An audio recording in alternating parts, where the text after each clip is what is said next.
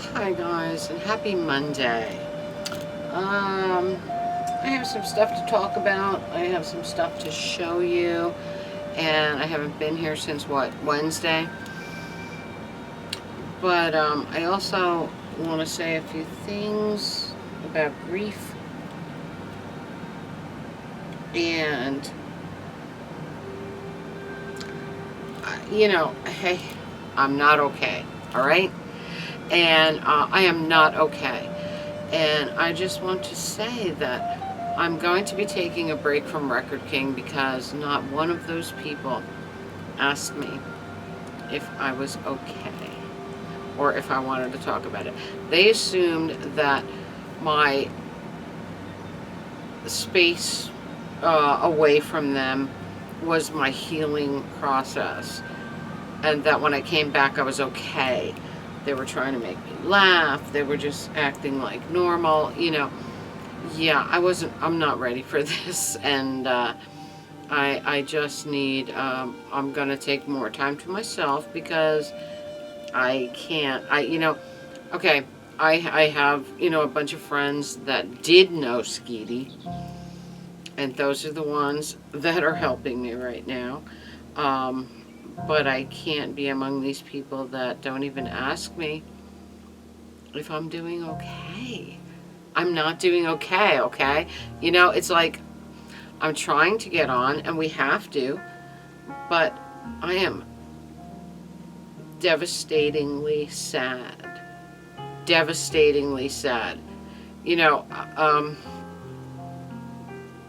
you lose the most significant person in your life other than your parents. And in many ways, a little bit even more than your parents, because it's hard to explain. But anyway, guys, these are supposed to be my friends, and nobody asked me if I was okay. Whatever, I'm taking a break. I want to read you something. And I know Cindy's going through something right now, too. She lost a very, very close friend that she used to talk to every day. So my heart breaks for her. And my heart is breaking every fucking day because I can never hear his voice again. And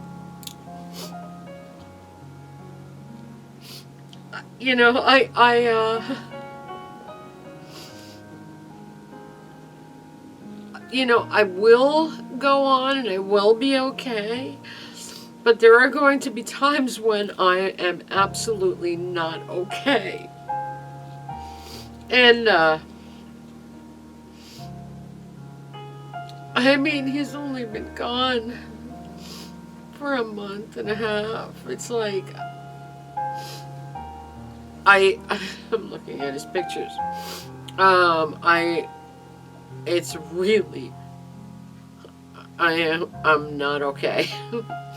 That's all I want to say. But I wish that my friends would recognize that I need some support, some help. Are you okay?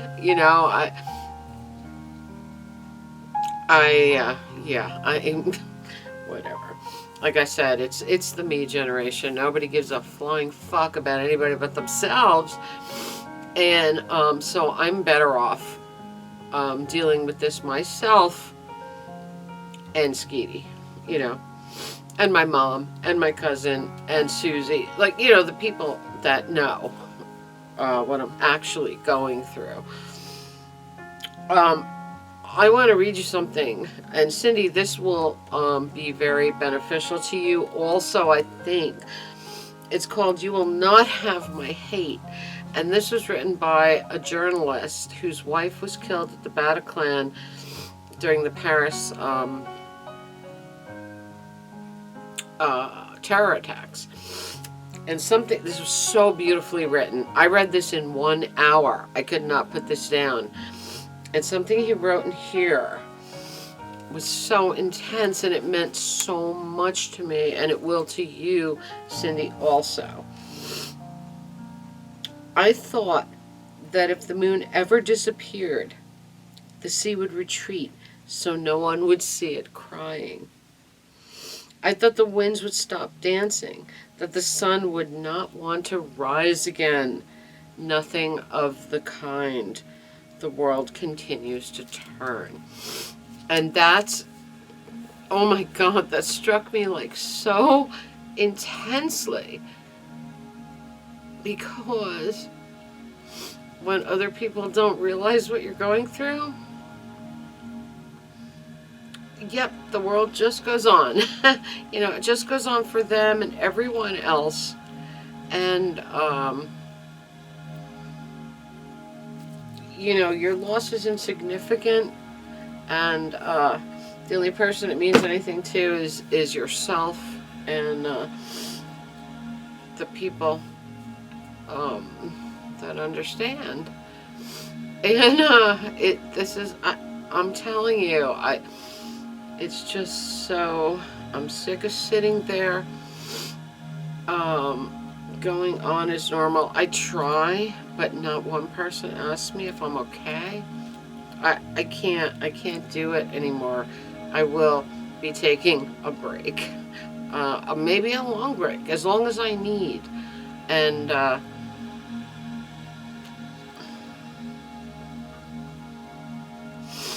I don't know. I just had to tell you guys that. Because, you're all I have right now. I mean, I got my mom. I got, Susie. I got my cousin. I got my brother. I have certain people that understand.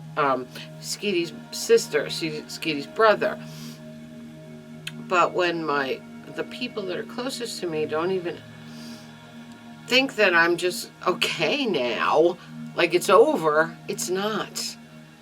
And so I need to really retreat from that right now.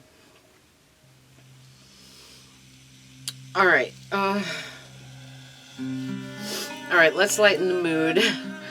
And I will show you some of the stuff that I bought recently with my mom. And I'll show you what Craig gave me last week. Of all the people that I know, I mean, in that store, Craig is the one that, kind of like cares the most. Because I've known him for so long. And when it's just me and him in the morning, he will say, how you doing? But never prompts me to talk about anything or anything. None of these people want to talk about this shit. They just want to drink and have happy thoughts. And, I can't do it right now. So, anyway, I did a new podcast this week. Or when did I do it? I don't even remember. It was a rainy day. Days are running into each other right now. I did a podcast, Trish, and from a lot of new stuff that I acquired. Because last time I did a podcast of some of my favorites. So this time I did a podcast of a lot of new stuff, some really weird and cool stuff that I got from Craig that he brought to me. What else? Yesterday we did I made a brunch casserole. It was a horrible day. It was torrentially storming. It was hot. It was so humid that we were like horrified to be outside. And we went out a little bit. We went to the Thrift. We went to a couple of places and went to the Hawthorne Thrift. But what I made was something easy, quick and easy, and really delish. It was a brunch casserole. It was like Jimmy Dean sausage, a pound of Jimmy Dean sausage, some one onion, half a red pepper, chopped up, and I used my little Joe, I used my little chopper, that it slices and dices. It pretty much made the most amazing dices I've ever seen. And in there you put 8 eggs and a box of cornbread stuffing. Wow. And then I have a cup of cheddar cheese. It was out of hand. My father ate a huge piece, and almost all the berries that we bought to serve with it. He was like, he really loved it. So anytime my dad is happy, I'm happy. And it really was good. And one day, when I'm doing better, feeling better, maybe I'll make it with you guys to show you how to make it, because it's so easy and so good.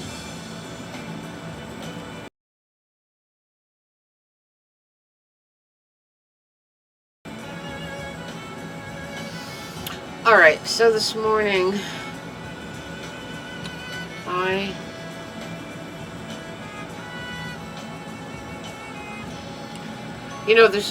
this is my refuge. This is my safe haven. This is my universe. And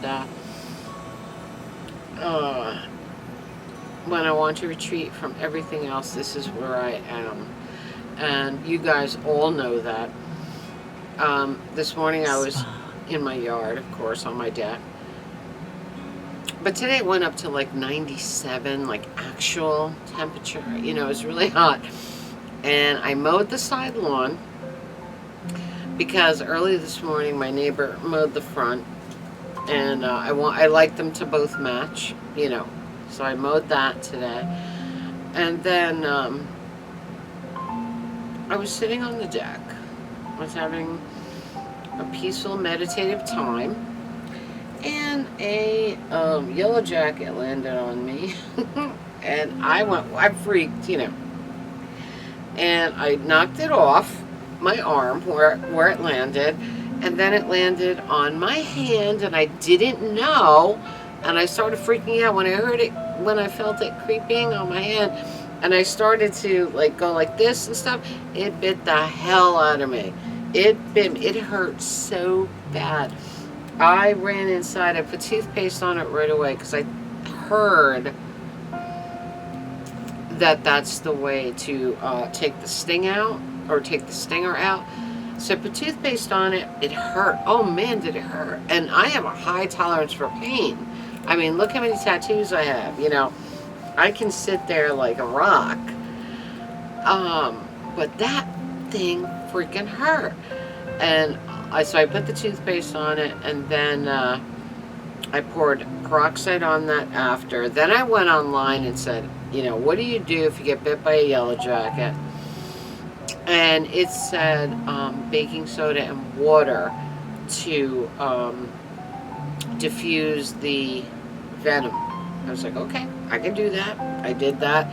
Stuck my finger in there.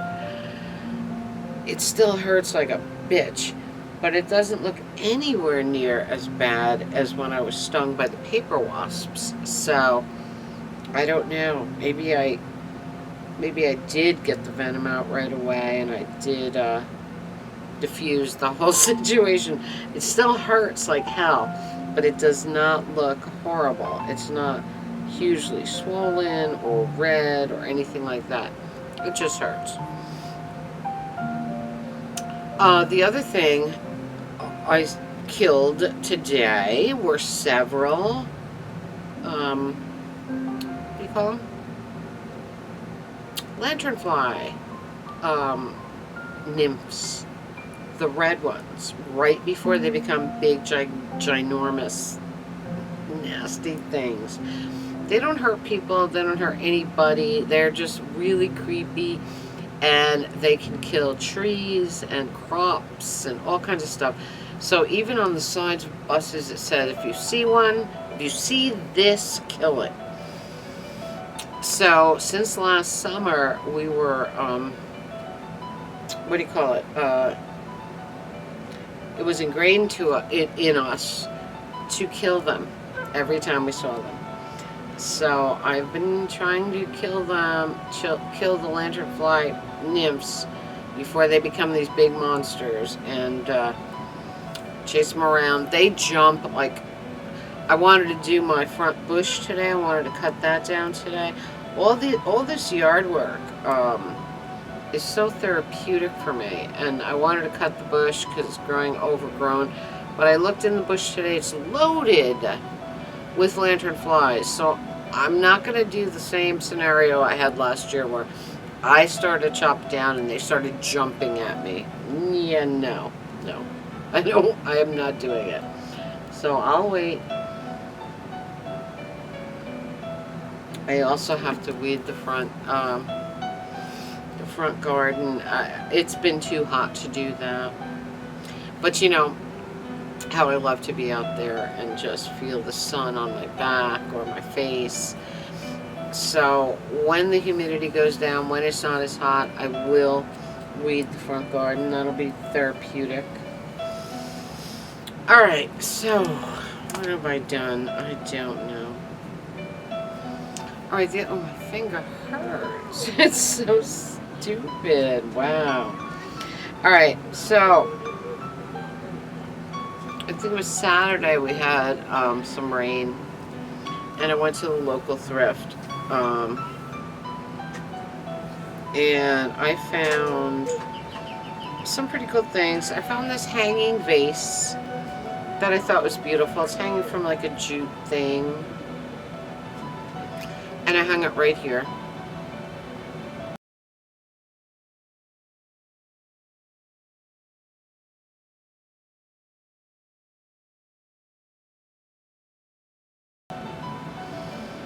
And I found this ivy plant thing that just looks absolutely beautiful in front of my Woodland Man. And the word I was trying to think of the other day is ENT, ent, because Tolkien called these tree spirits ents in Middle Earth. And that was the other word. It said, what did it say?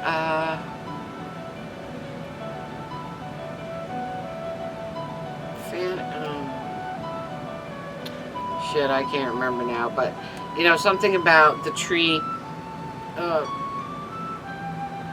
enchanted tree something, and I kept saying something, I couldn't remember, but it was ent, enchanted tree ent fountain. So he is like inspired by Tolkien and Middle Earth and those tree spirits, whatever. So he's an ent, and I love him, and I put that plant right in front of him, and he looks great like that. The more greenery around him, I think, the more it works for him. You know what I mean?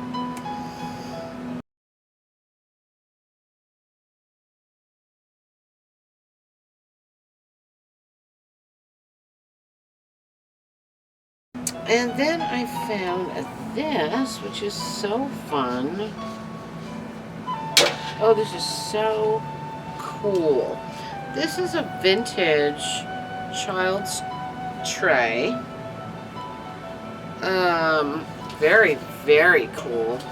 You got all your little storybook creatures here. You have like a rabbit, a wolf, a bear, a parrot, a monkey, a Dalmatian.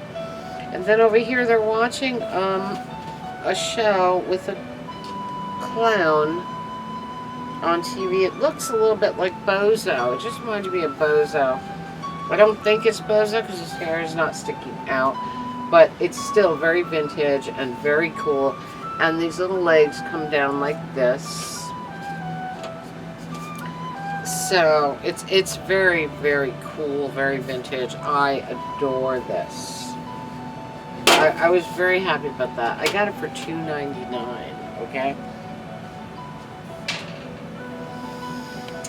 All right.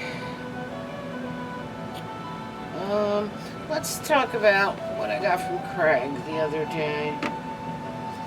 I got a box set of Shakespeare's Macbeth by the Old Vic Company. It's a favorite story of mine, and I got this because I figured I could find, it's like a 45 box set, whatever, and I figured I could find the Bubble Bubble Toil and Trouble part for a Halloween episode. So that's why I got that. I thought that was really fun.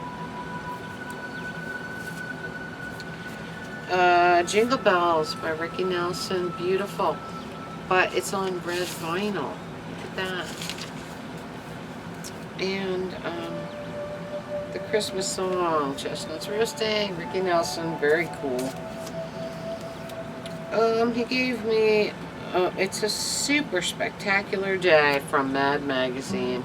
I collect all the Mad Magazine things, and the floppies, and I'm very happy with that. White Levi's by the Majorettes. It was a very fun song. Very, very funny song. Well, two of my favorite things are right here. This one is Paramount Pictures Presents Rosemary's Baby. One-sided. A very one-sided piece. Very cool. I mean, you know, I love advertising and commercials and things like that, but this is a theater lobby spot. So this plays continuously talking about the film so that people, you know, get it in their head and they want to see that film next time they come. So, or whenever it opens, you know, whatever. So I played this in the most recent podcast. It's really great. Perfect Halloween stuff. Then he gave me the Wallflowers doing Bowie's Heroes. He had one on eBay back in the day, and I said, "What? You didn't show me this? What's wrong with you?" And he said, I'll get you one. I'll get you another one. And he did. So this is also in the latest podcast. All right,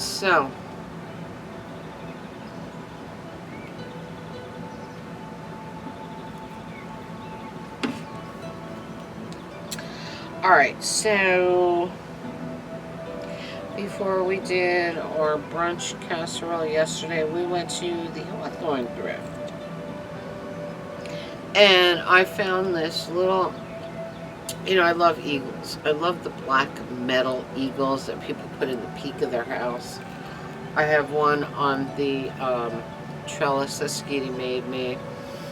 And I have one on my shed. And I found a little one on yesterday, that I put on the top of my swing. And, you know, it's really great. I love it. It's perfect. It's right here.